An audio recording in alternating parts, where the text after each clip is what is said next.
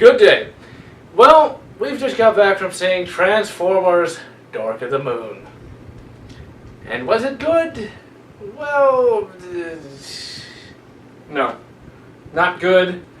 I would say less bad than the second one, but I wouldn't call this a good movie. You could make parts of this movie into a good movie.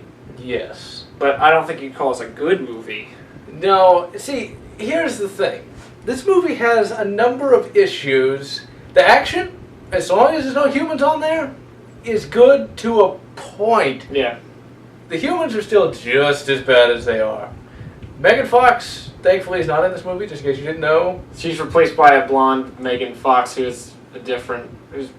I think she's slightly British, isn't she? Yeah, supposed to be. She's... pointless.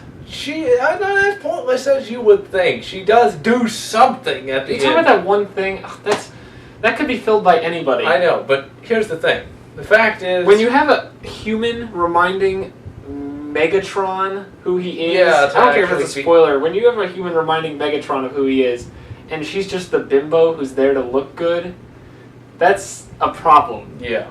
And I'm just going to say spoilers all around because... oh, yeah. Odds are by now you've already... seen it or heard enough reviews to know most of the plot. Yeah, we're basically just going to tell you what you already know and what we think about what you probably already know. Yep. Just the plot made no sense. See, here's the thing. I've read all kinds of places that the plot to Transformers 2 made no sense. No, that was a well-written plot compared to this one. Yeah. Oh my god. Okay. A lot of the minor things in 2 made less sense than the minor things here, but the overarching story is a lot more stupid. I mean, in 2, it was just, okay, the Fallen wants revenge and he wants to harvest the energon of Earth's sun. Yeah. You can delve a lot deeper into that, but that basic storyline is okay in concept. But this bringing Cybertron to Earth, well, it's just fucking dumb. It's not even that. Okay. The fact is, we know for a fact that Dark of the Moon takes place after Transformers 1 and 2. Yeah. There's no disputing that. Nope. And yet it doesn't follow the continuity. It does, but did the writers not see Transformers 1 and 2? Because it's just so dumb. Okay, we are introduced to a new character called Sentinel Prime in this one, voiced by Leonard Nimoy, who's pretty good. And they actually made the bot look like him a good bit. Yeah. I mean, it wasn't perfect, but I mean, it was about as close as a Transformer is going to look to Leonard Nimoy. Then why do you have all these... he had, like, the Jamaican, like, beard... like, little beard strings with beads. Like, what the hell was that? He's like... whenever he turned his head, it was like, jingle, jingle, jingle, jingle. Well, jingle, jingle, jingle. There was another Autobot, and they were supposed to be like Einstein or something. I think it was supposed to be Ratchet. I don't know. I don't think they gave his name. No, it wasn't Ratchet. Ratchet was in the earlier one. Oh, yeah. Ratchet's the yellow one. Yeah, okay. This was just, who'd I say? Christopher Lloyd. This is Doc Brown. Yeah, he's got hair. What's with the hair? That's another thing about this movie. There was the Jamaican one. The Jamaican Decepticon. I swear to God, he had Jamaican dreadlocks. Yeah, there was that guy too. The robots bleed in this one, ladies and gentlemen. They bleed red. They don't bleed the blue or black. They bleed human red. Yes. Why? Why would a robot bleed anyway? That's my question. I think it was cool, like the energon falling out. That like what are you gonna color energon? Blue and white makes sense. It's like energy color. Yeah. But red? Yeah. I guess it's about as dumb. Well, it's not as dumb. I'll take it back. I was gonna say it's about as dumb as Bumblebee urinating in the first movie. What was with that anyway? I gotta say that was so dumb. Even I liked the first movie, and even I thought that was so dumb. Stupid. But anyway, you got this new Transformer, Sentinel Prime, and this is where it disregards Transformers 2 and 1. Because Megatron apparently went to Earth not for the Allspark, which we know he did in the first movie, but instead for these magic pylons that create a space bridge that brings Cybertron to Earth. And that contradicts the second one too. Why didn't they search for these pylons? The worst thing, and we both talked about this beforehand, is there's a point where Sentinel Prime turns against the Autobots, and he starts activating this small group of pylons as just a random teleporter beam to the moon, and out of nowhere, like hundreds. I think they say it was 200 or something like that. That weren't destroyed. 200 Decepticons rise out of the dust of the moon, jump into this random teleporter beam, and are in DC. And then within a minute, they're all over the world. Yeah. Where were they in Transformers 2 and 1? Why didn't Megatron just be like, "Hey boys, I'm your leader. Come down to Earth and help me get the Allspark"? Yeah. Or the Fallen was like, "I'm the actual leader of the Decepticons because I had to order Megatron around. Come to help me get this Energon." That doesn't make sense either.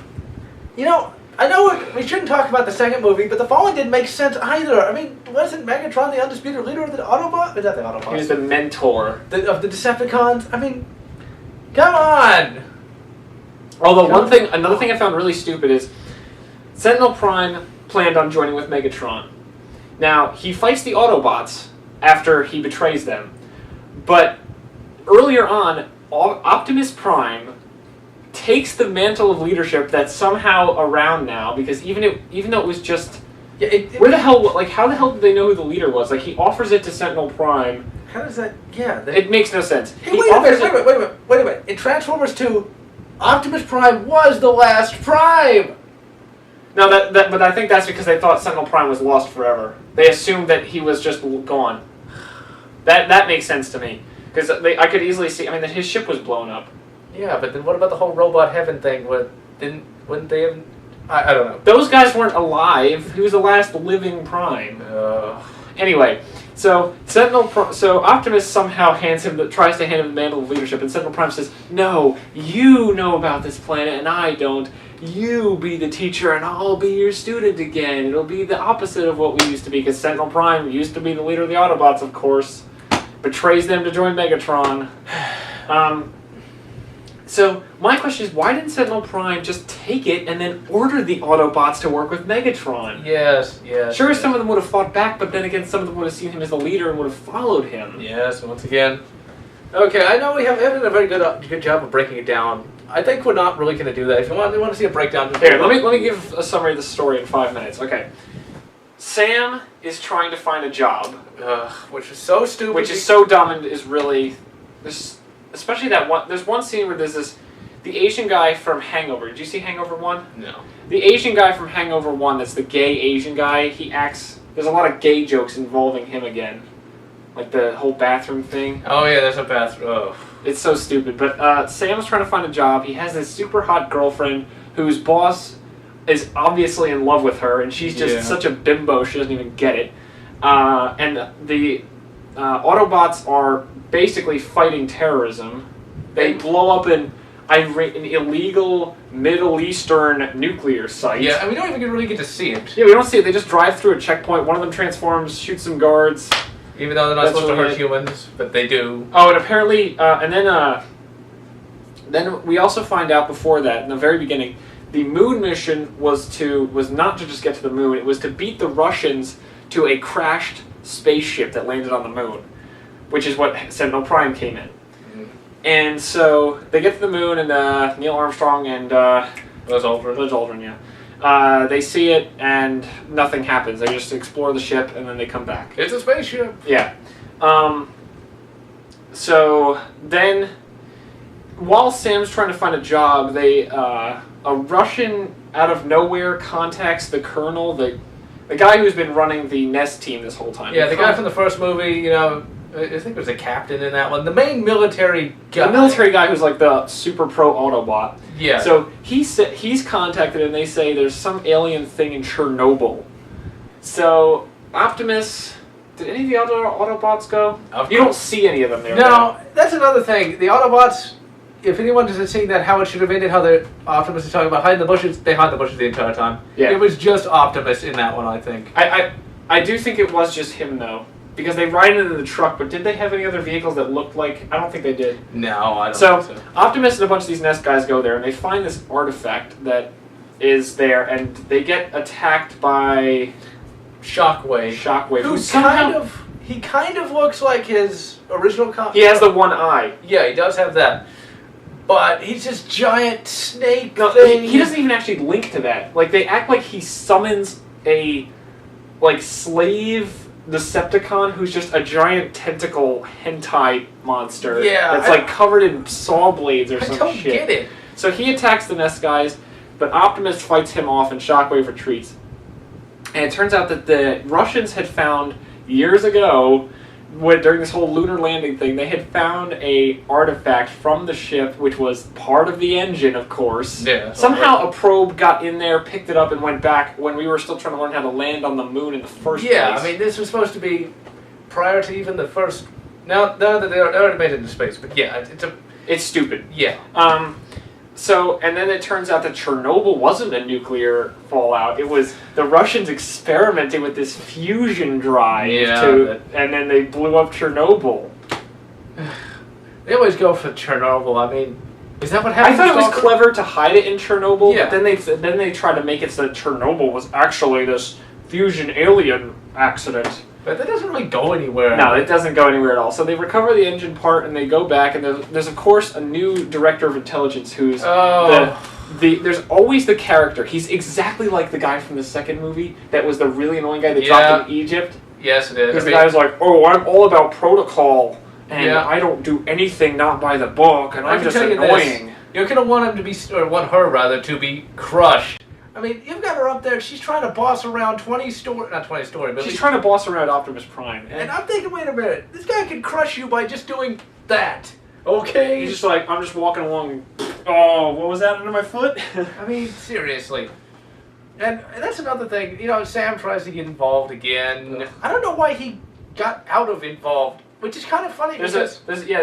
Go ahead. It's in the second movie, he was like, I'm a normal person with normal problems. And now he's like, I deserve to be involved. Yeah. I got a medal from Obama. We're not going to go into that. No, we're not going into that. There is a funny joke, though, when he mentions this during a job interview, and the guy actually says we're mostly Republicans. Yeah. And it's just like, that seems kind of like, never mind, I'm not going to go into it. We're not going into it.